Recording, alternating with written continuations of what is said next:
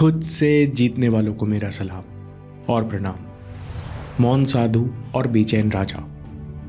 एक दिन राजा एक मौन साधु के पास पहुंचा और बोला, बाबा मैं पागल हो गया हूं, मैं मन से हार चुका हूं, मेरी खुश रहने की हर कोशिश असफल हो चुकी है। इस साधु बाबा ने एक नजर राजा को देखा और वो सब समझ गए। दोस्तों, जब तक इंसान मन से परेशान नहीं होता तब तक मन को पूरी तरह जीतने की कोशिश नहीं करता। इसलिए साधु बाबा मन ही मन मुस्कुराए कि आज एक राजा अपने अंदर बुद्ध को जानने को तैयार है। राजा ने आगे कहा, बाबा आप मेरी परेशानी समझो। मेरे पास धन दौलत ऐश्वर्य सुख सुविधाओं की कोई कमी नहीं है, लेकिन फिर भी मेरा मन हमेशा अशांत रहता है, चिंता करता है। मुझे बार बार चिड़चिड़ाहट और बात बात पर गुस्सा आता है। मैं आपसे आंतरिक शांति का रहस्य समझना चाहता हूं। साधु बाबा ने गंभीर स्वर में कहा, राजन, उपदेश और फिलॉसफी से इस समस्या का समाधान नहीं हो सकता।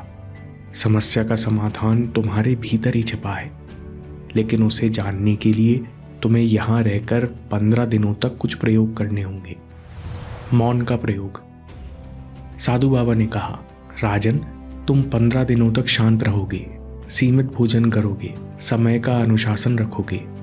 राजा को अंदर ही अंदर झुंझलाहट हुई कि ये सबसे क्या होगा, लेकिन अशांत मन को पार करने के लिए राजा ने बाबा की बात मान ली और सिर हिलाकर हामी भर दी।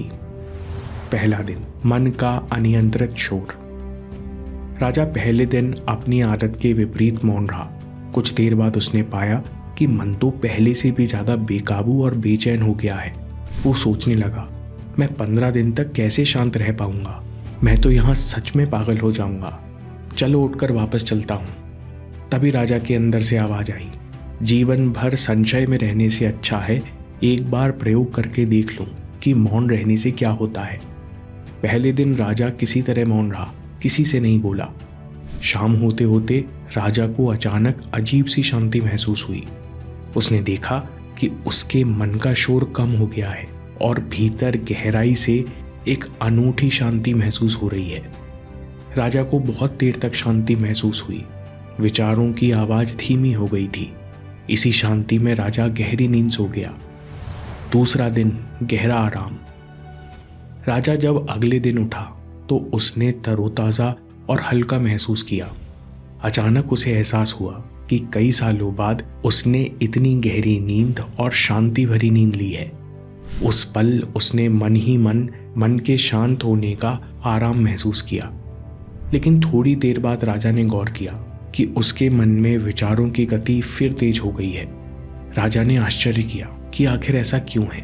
बिना किसी कारण मेरे मन में फिर से नेगेटिव विचार इतनी तीव्रता से क्यों आ रहे हैं? फिर पूरा दिन खुद को ऑब्जर्व करने और अलर्ट रहने के बाद राजा को समझ आया कि जब भी मेरा मन जजमेंटल होता है, चीजों में, लोगों में अच्छा बुरा देखता है, तब नकारात्मक विचारों की तीव्रता और मन की बेचैनी अपने आप बढ़ जाती है। राजा जीवन में पहली बार मन की आदत के प्रति अलर्ट हुआ। तीसरा दिन, सांसों की शांति। तीसरे दिन राजा ने अनुभव किया कि जब जब वो अपनी सांसों पर ध्यान देता है तब उसके विचार अपने आप धीमे पड़ने लगते हैं। मन शांत और स्थिर हो जाता है। राजा लंबे समय तक सांसों पर ध्यान देने की कोशिश करता रहा। ऐसे करते करते 5वां दिन आ गया। 5वां दिन, इस पल की खुशी। राजा चुपचाप बैठा था। तभी उसने एक तितली को देखा। राजा ने गौर किया कि तितली बहुत सुंदर थी, अद्भुत रंगों से भरी हुई थी। राजा ने नजर उठा के देखा तो उसे हर फूल, पेड़, पक्षी जो आज से पहले उसके लिए साधारण थे, सब अद्भुत और सुंदर लग रहे थे। ये पहली बार हुआ था जब उसे साधारण चीजों में अद्भुत खुशी महसूस हो रही थी। राजा ने जाना कि इस पल में आने से सुंदरता और शांति अपने आप उपलब्ध हो जाती है। उसे एहसास हुआ कि इंसान को खुश होने के लिए न महंगे कपड़ों की जरूरत है, न बड़े महल की, बस उसे इस पल में जीना आना चाहिए। 6वां दिन, धन्यवाद का रस। 6वें दिन तक राजा का मन शांत हो चुका था। जब राजा ने खुद से कुएं का पानी ढोकर पिया तब उसे पानी के लिए धन्यवाद महसूस हुआ। उस दिन राजा ने महसूस किया कि महल में कितनी सारी चीज़ें थीं, कितने सारे लोग थे जो उसके लिए समय समय पर काम कर देते थे, लेकिन कभी उसने उन सेवाओं के लिए धन्यवाद महसूस नहीं किया। इतना सोचते ही राजा ने सीने पर हाथ रखा और सबके लिए धन्यवाद महसूस करने लगा। धन्यवाद करते करते राजा ने पाया कि उसका मन सुंदर भावनाओं से भर गया है। उसे सीने में आनंद महसूस हुआ। 10वां दिन, गहरी समझ और आदत से दूरी। राजा को शांत बैठे अकस्मात ही महसूस हुआ कि न तो प्रॉब्लम मुझ में है, न प्रॉब्लम मन में है। वास्तविक प्रॉब्लम तो बस मन की आदतों में है। मुझे बस आदतों को आते जाते देखना है, बस सतर्क रहना है, यही सही मायनों में शांत होना है। उस दिन से राजा ने मन से डरना, मन को कोसना बंद कर दिया। 10वें दिन राजा ने मन को भी जज करना बंद कर दिया। इसके साथ उसकी जजमेंट की और शिकायत करने की आदत मानो बिल्कुल खत्म हो गई। 11वां दिन, आनंद में डुबकी। एक रात राजा खुले आसमान के नीचे लेटा था। तभी उसने देखा कि ब्रह्मांड में अनेक तारे हैं, लेकिन इन तारों से बड़ा खालीपन है। जब उसने तारों के बीच का खालीपन देखा तो उसका मन एकदम खाली हो गया और आंखों में आंसू भर आए। उस दिन राजा ने असली आनंद को जाना, जो न कभी महल में है न किसी और के साथ। आज राजा जान गया था, खाली मन ही असली आनंद का सागर है। अब कई अगले दिनों में राजा बार बार इस खालीपन में आने लगा। 15वां दिन, मौन की जीत। आखिरी दिन जब राजा साधु बाबा से मिला तो उसके चेहरे पर बच्चों जैसी मुस्कुराहट थी। राजा के हाव भाव देखकर साधु बाबा समझ गए कि अब राजा परेशानियों से मुक्त हो चुका है। दोनों एक दूसरे को देखकर खूब खिलखिलाए और हंसे। ना अब राजा को कुछ पूछना था, ना ही अब बताने के लिए साधु बाबा के पास कुछ था।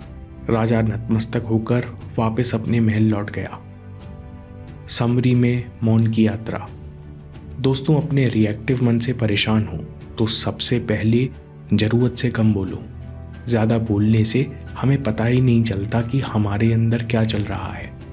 वहीं मौन होने पर हम स्वतः मन के रिएक्शंस के प्रति अवेयर हो जाते हैं। रिएक्शन देखने से हमें पता चलता है जजमेंट विचलित मन बन जाता है। मन की नेगेटिविटी बाहर नहीं बल्कि जजमेंट के कारण है। हर चीज़ को जज करने, उनमें दोष देखने से मन अशांत हो जाता है। वहीं समझदार मन पुरानी आदतों से खुद को दूर करता है, अपनी पुरानी आदतों को सतर्क रहकर दूर से देखता है। ऐसा करने से समझदार मन अपने आप ही जजमेंट और शिकायत से खाली हो जाता है, इसका बोझ हल्का हो जाता है। और ये खाली मन ही शांत मन है जो प्रेजेंट में जीता है, इस पल का महत्व समझता है। इसलिए शांत मन सांसों के द्वारा प्रेजेंट में रहता है। शांत मन पल पल आनंद से भर जाता है। इसे अपने आप ही छोटी छोटी चीज़ों में सुंदरता और खुशी मिलती है। फिर शांत मन धन्यवाद से भर जाता है। पल पल सुविचार और सुंदर भावनाओं को हृदय में आकर्षित करता है। शांत मन की स्वाभाविक खुशी और ऊर्जा बढ़ जाती है और शांत मन बच्चों जैसे सरल हो जाता है। दोस्तों, जीवन में मुश्किल आना तय है, इसलिए इनसे निपटने के लिए हमें ताकतवर बनना होगा, मन को निडर बनाना होगा। हिमालयन मास्टर स्वामी रामा की रियल लाइफ स्टोरी से समझिए कि कैसे संकल्प शक्ति ने सिर्फ 13 दिनों में एक व्यक्ति का जीवन बदल दिया।